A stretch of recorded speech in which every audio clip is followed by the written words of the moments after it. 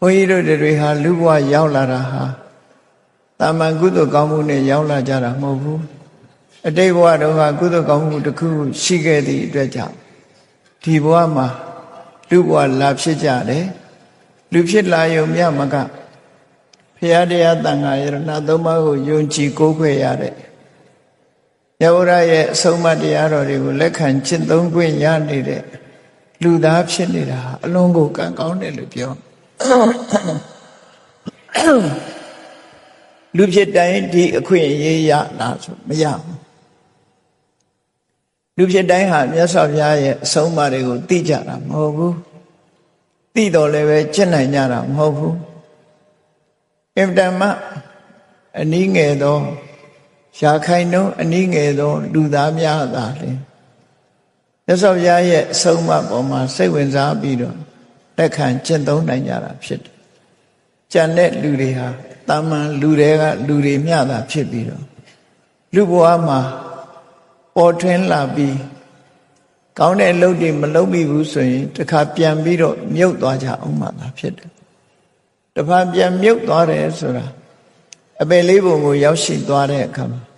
ပြန်ပေါ်ဖို့ဆိုတာအချိန်ပေါင်းမြောက်များစွာကဘာပေါင်းမြောက်များစွာကြာသွားတတ်တယ်။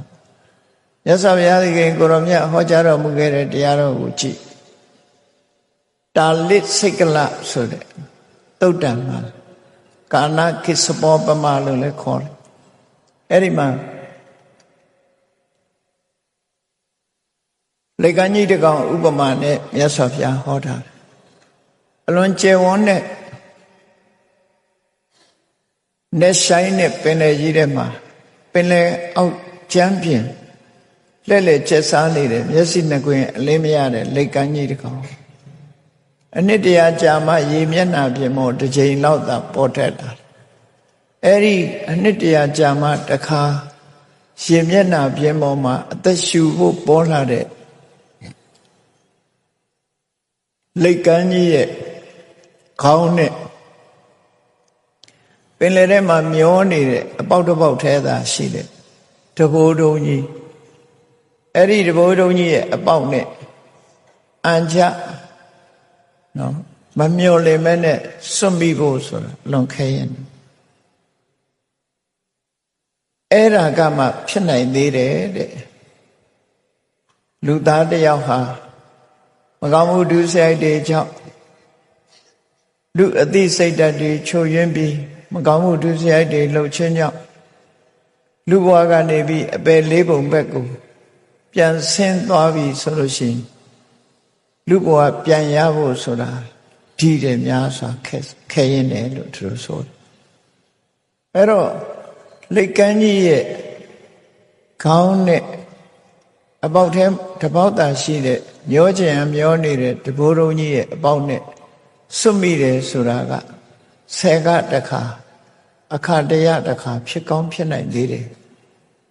လူသားတယောက်ဟာတိရစ္ဆာန်ဘဝရောက်သွားလို့ရှိရင်လူပြန်ဖြစ်ဖို့ဆိုတာလုံးကိုခဲရင်တယ်လို့ပြောတယ်နော်ပိုခက်တယ်ဘာကြောင့်ပိုခက်တာတော့အကြောင်းမရှိဘူးလားလို့ဆိုအကြောင်းရှိတိရစ္ဆာန်တွေဆိုတာဟာအညမေညခာဓိကာဒုဗ္ဗလခာရိကာတိရစ္ဆာန်ဘဝကိုကြည့်မယ်ဆိုရင်ကြီးနိုင်ငယ်ညင်းတကောက်တကောင်တတ်စားနေကြတဲ့ဘဝပဲလေသူတို့ရဲ့တဏ္ဍာမှာကုသိုလ်စိတ်ဖြစ်တယ်ဆိုတာဟာ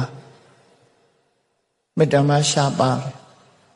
အိဆာကာမလို့ဆိုတဲ့အတိုင်းအိတ်ချင်တဲ့စိတ်ရဲ့စားချင်တဲ့စိတ်ရဲ့ကာမကိစ္စစိတ်ရဲ့ဒီစိတ်ကလွဲလို့ကျန်တာတွေဘာမှမရှိဘူးအကုသိုလ်တွေဖြစ်ကြဒီကောင်နဲ့ဒီကောင်တွေ့ရင်လည်းရံဖြစ်ဖို့ကြိုက်ဖို့အဲ့ဒါလို့တိရစ္ဆာန်လောကကြီးကိုကြည့်လိုက်မယ်ဆိုလို့ရှိရင်ကုသိုလ်ဖြစ်တဲ့အခွင့်အရေးဟာအလွန်နည်းတယ်လို့ဆိုလို့ကုသိုလ်ဖြစ်မှလူဘဝဆိုတာရနိုင်ဒါကြောင့်မို့အခုလိုလူဘဝရရှိထားတဲ့အချိန်လေးမှာမေလျော့ပေါ်တံပြီးသာဝနေရှာဖွေခြင်းအယောင်းဝယ်လုပ်နေခြင်းမလုပ်ရင်တော့မဖြစ်ဘူးလုပ်ရမှာပေါ့အဲ့ဒီလုပ်ရင်းမှာမေလျော့ရော့ရှင်မှုမနေပဲနဲ့ကိုယ်စိတ်ထဲမှာကုသိုလ်နဲ့နေထိုင်တတ်ဖို့အမတ္တမှအရေးကြီးတယ် မြတ်စွာဘုရားကစီးပွားမရှာရဘူးလို့ဟောတာမဟုတ်ဘူးစီးပွားရှာရင်ကုသိုလ်ကိုမမေ့ဖို့သာဟောတာဖြစ်တယ်အဲ့တော့စီးပွားရှာရင်ကုသိုလ်လုပ်လို့ရတာပေါ့အယောင်းဝယ်လုပ်တဲ့ပုဂ္ဂိုလ်ဟာကိုယ်စီဈေးဝယ်လာတဲ့ပုဂ္ဂိုလ်ပေါ်မှာဘယ်လိုနှလုံးသွင်းရမလဲ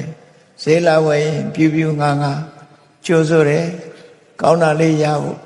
ရှင်းပြတယ်သူ့ရဲ့အကျိုးစီးပွားကိုလိုလားပြီးမသိရင်သိအောင်ပြောပြတယ်အများရဖို့အဓိကမဟုတ်ပဲမိမိရောင်းနိုင်တဲ့ဈေးနဲ့ရောင်းလိုက်တယ်နော်မသိနားလဲတဲ့ပုဂ္ဂိုလ်မသိသလိုမလုပ်ခဲနဲ့အမှန်ကန်ပြောဆိုပြီးတော့ရောင်းချခြင်းဟာကုသိုလ်ပဲဖြစ်တယ်ပေါ့မေတ္တာကုသိုလ်လို့အဲ့တော့လောကမှာကိုချင်းစာတရားဆိုတာမေတ္တာအခြေခံပြီးတော့ဖြစ်ပေါ်လာတယ်အရာရာမှာကိုချင်းစာတရားထားပြီးတော့လုပ်မယ်ဆိုလို့ရှိရင်လူတွေရဲ့ပေါင်းသင်းဆက်ဆံမှုဟာဓမ္မတမိုးတွေတက်လာပြီးတော့တူနဲ့တူနှုတ်ချမှာခက်ခဲပြဿနာဆိုတော့မရှိပဲနဲ့ဘဝမှာအစဉ်တပြေတစ်ဖက်ကကုသိုလ်လည်းရတယ်တစ်ဖက်ကဝမ်းလည်းဝတယ်ဆိုလှူမတမ်းမတယ်ကုသိုလ်လို့ရသော်ဗျာဟောတာမဟုတ်ဘူးစိတ်ကောင်းနှလုံးကောင်းတူပေါ်တူမေတ္တာထားရင်လည်းကုသိုလ်ပဲနော်ကုသိုလ်ရဖို့ဆိုတာတွေကအများကြီးရှိတယ်နောက်ဆုံးမှာကုသိုလ်ရတယ်ဆိုတာလေးဟာစဉ်းစားကြည့်ဘုရားဆင်းတုတော်ဇေဒီပထိုးမြင်လိုက်လို့မျက်စိထဲမှာဘုရားတွေ့လိုက်တာနဲ့တပြိုင်နက်စိတ်ထဲမှာကြည်နူးပြီးအမှန်တရားကိုသိတော်မူတဲ့မြတ်စွာဘုရားရဲ့ကိုယ်စားတော်သို့မဟုတ်မြတ်စွာဘုရားရဲ့တတ်တော်မွေးတော်တွေ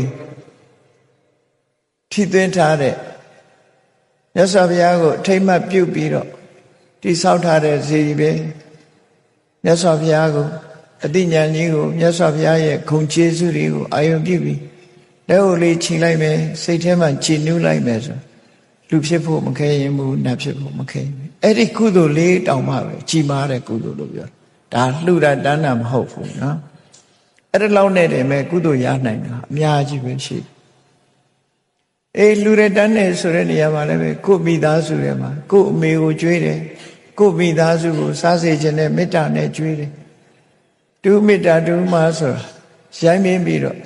ကျွေးမွေးစောင့်ရှောက်ခြင်းဟာဒါလည်းဒါနကုသိုလ်ဖြစ်တာ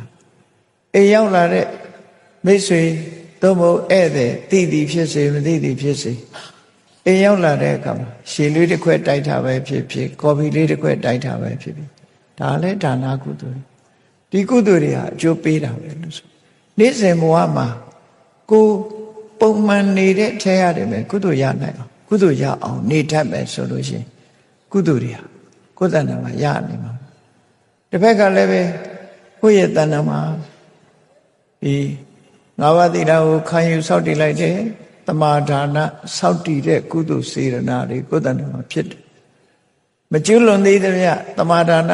စောင့်တည်ထားတဲ့ကုသိုလ်စေရနာကိုယ်တဏ္ဍာမှာဖြစ်ခဲ့တယ်ကျွလွန်စေရအကြောင်းတစ်ခုကြုံလာတယ်ဥပမာမဲ့ချင်းလေးတစ်ကောင်ကိုလာကြိုက်လို့မတ်တမဲ့တတ်လိုက်ဖို့ကြုံလာတယ်မတတ်ဖဲနဲ့လွတ်လိုက်တယ်သူ့ကိုအထိကိမရှိအောင်ကျင်နာစွာဖယ်ရှားလိုက်တယ်ဆိုလို့ရှိရင်ဒါဟာဝိရတိကုသိုလ်လို့ခေါ်တယ်ရှောင်လိုက်တာနော်လှုပ်ရှားတစ်ခုခုကြုံလာတဲ့အခါမှာရှောင်လိုက်တာအဲ့ဒီရှောင်လိုက်တဲ့ကုသိုလ်ကိုဝိရတိလို့ခေါ်တယ်ဒါကြောင့်မို့လို့သီလဟာစေရနာသီလရှိတယ်ဝိရတိသီလရှိတယ်စောင့်တည်မထားတော့လည်းပဲမဟုတ်တာလုပ်ဖို့ခွင့်ကြုံလာတဲ့အခါမှာမလုပ်ဘဲနဲ့ရှောင်လိုက်ရင်လည်းရှောင်တဲ့ကုသိုလ်ရတယ်ပဲ